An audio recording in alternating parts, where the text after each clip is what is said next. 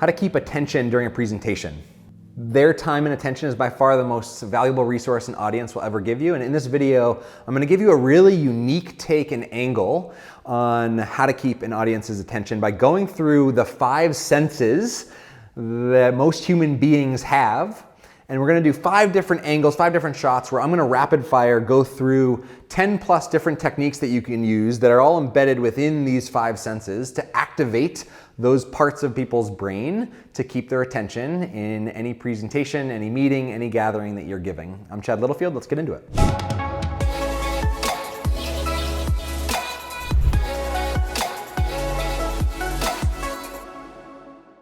First one we're going to focus in on is sight. Human beings have 2 of the most phenomenal camera autofocus devices embedded in their head. And so, whoa, how creatively can you use their visual field to keep them engaged?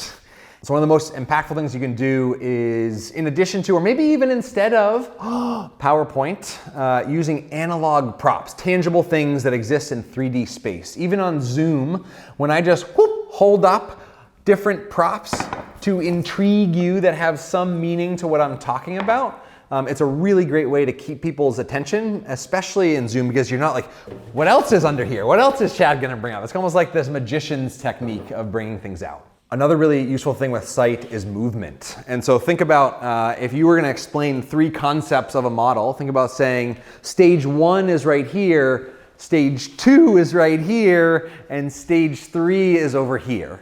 And when you move around, and if you're on a stage or even if you're virtually and you're just moving between each third of the screen, it helps people know what you're talking about in each physical space. Second sense, you guess what it is. Sound.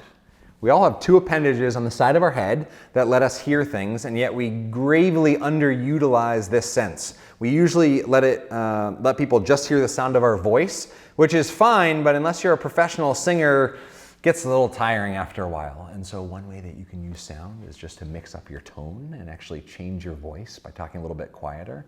And then if you're going to surprise people, pound your fists on the ground when you want to make a point, right? It captures people's attention. Now, you don't have to be that crazy about it. In fact, in virtual presentations, I keep a bell on my desk. And when I want to make a point that's really, really intentional, or I want to mark some period in my workshop, I ding that bell and say, from this point forward, I want you to, right? That attention reset using this audible, lovely ear that we have on the side of our head. Another way to do it, and this isn't quite working because the mic is right here, but typically on your computer, or if you're at a microphone, the closer you move to a mic, right, your sound gets a little crispier, a little bit clearer, it sounds different, you get a little bit more podcasty, and that's a really great way to reset people's attention and to keep their attention. Third sense, let's see if you can guess what it is.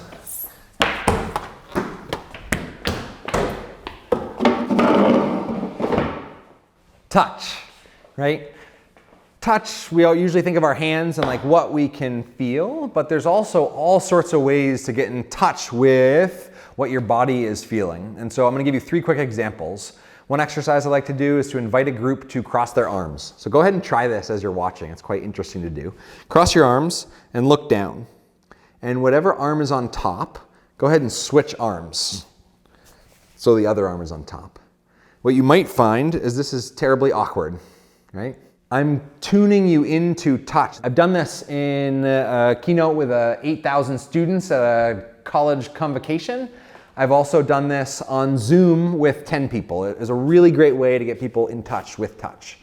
If people are sitting, especially in any sort of audience or at their desks, I learned this one from my wife, who's a school nurse, as a way of increasing mindfulness and calming kids down who are freaking out. Inviting you to grab the bottom of your chair and pull yourself into the bottom of the chair. You feel this tension, you're almost like squeezing in between the chair. One way to just reset attention. Now, any of these things I'm framing with purpose. So for this, I'm saying, this is really comfortable. Today we might have conversations that are a little bit outside of your normal range and might be a little bit more uncomfortable. Or for this, I might use it at coming back from lunch to say, all right, everybody to arrive in the room and be president, don't be president. Just push yourself into the chair. Next one, let's see if you can guess what it is. Ooh. Taste. Don't usually think about using taste in a presentation, but here's a really creative way to do it.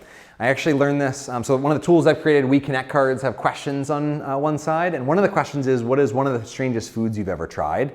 Which I don't love that question, but I talked to somebody who bought the deck, his name is Shane, and he used that question in a brilliant way. He had people, just as a little bit of connection before content, share that in the chat in a virtual meeting, and then he connected that question to purpose by saying, and how is trying new foods a little bit like, and then he inserted the topic that he was talking about. And so thinking about taste, you can have people reflect on past tastes and memories and things that are related to food. Now, I did attend a virtual retreat one time where lovely Lisa O'Neill mailed me a box from New Zealand that had chocolates and little trinkets and cool stuff. And we were meeting with this group of people from all around, and that was literally taste. And that was pretty cool. But chances are 99.99% of the time, you're not gonna actually involve taste. And so stories that get people to think about taste or get people to use that sense, or questions that get people to reflect on taste, is just one way to access a different part of people's brains. Last sense, let's see if you can guess what it is. Go ahead and pause the video or just let a video play and do this. I didn't say, hey, go smell someone or go smell the room you're in. I might just invite a group to take a deep breath. Really great attention reset to take a pause. Breathe in through the nose, out through the mouth. Just one nice deep breath, just to remind yourself that you're alive and you're here. The other thing you can do with smell that is a little bit funky is, especially if you're virtually, everybody is actually smelling something different. Have you ever thought about that? It's kind of interesting. And everybody's in a different context. And so just asking people to sniff around and just share in the chat, what are things that you smell around your space? This is like, I would only do this with a group of people that I know well. Like, this is not a good icebreaker for a brand new group of people. That's why I kind of put it at the end of the video, but it is a creative way to capture people's attention and tap into this sense that we all have. Unless you have COVID. Don't answer that, don't insert that. Or maybe insert that. Yeah, don't insert that actually. This is super fun to shoot. I post pretty darn regular videos to help leaders and educators make connection and engagement really easy in their own context. I'm Chad, have an awesome day.